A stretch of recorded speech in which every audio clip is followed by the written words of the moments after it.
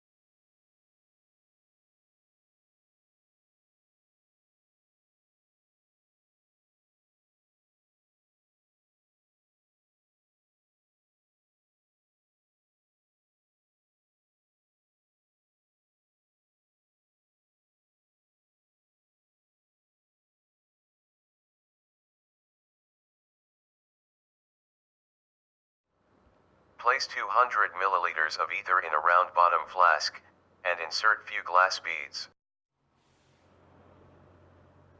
The still pot, extraction pot, should not be overfilled, and the volume of solvent in it should be 2 to 4 times the volume of the soxhlet chamber.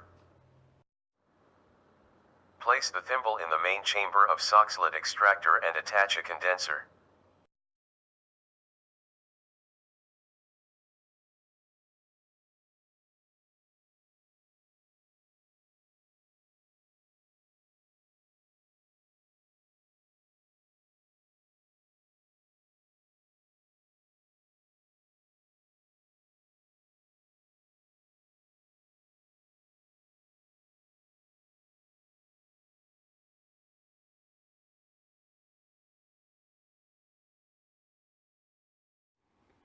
Soxhlet extraction, a solid material containing some of the desired compound is placed inside a thimble made from thick filter paper, which is loaded into the main chamber of the soxhlet extractor.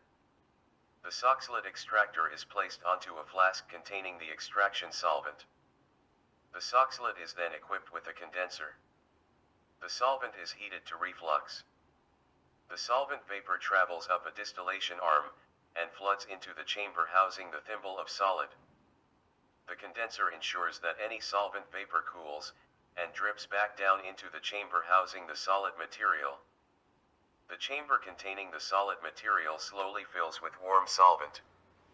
Some of the desired compound will then dissolve in the warm solvent.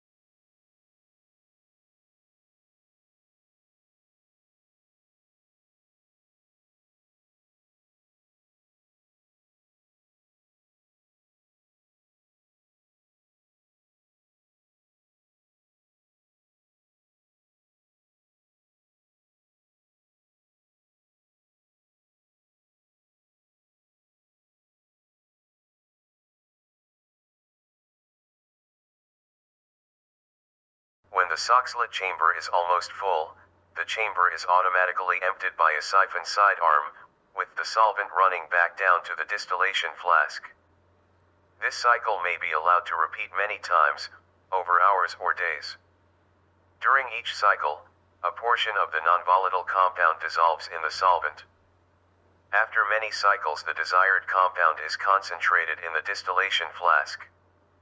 The advantage of this system is that instead of many portions of warm solvent being passed through the sample, just one batch of solvent is recycled. After extraction, the solvent is removed, typically by means of a rotary evaporator, yielding the extracted compound.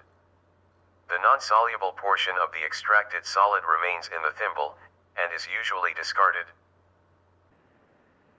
The used heating device is called a heating mantle, or isomantle, which is a piece of laboratory equipment used to apply heat to containers, as an alternative to other forms of heated bath.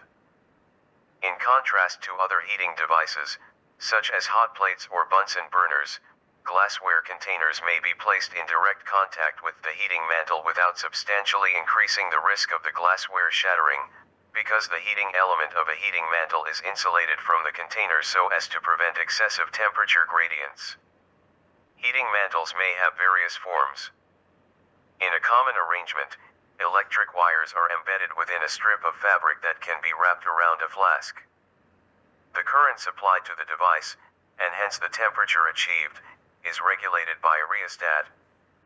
Heating mantle may resemble a paint can and is constructed as a basket within a cylindrical canister, often made of plastic or metal such as aluminium.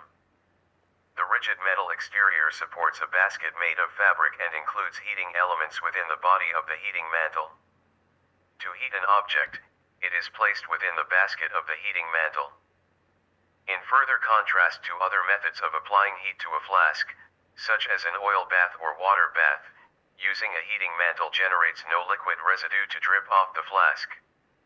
Also, heating mantles generally distribute heat evenly over the surface of the flask and exhibit less tendency to generate harmful hot spots.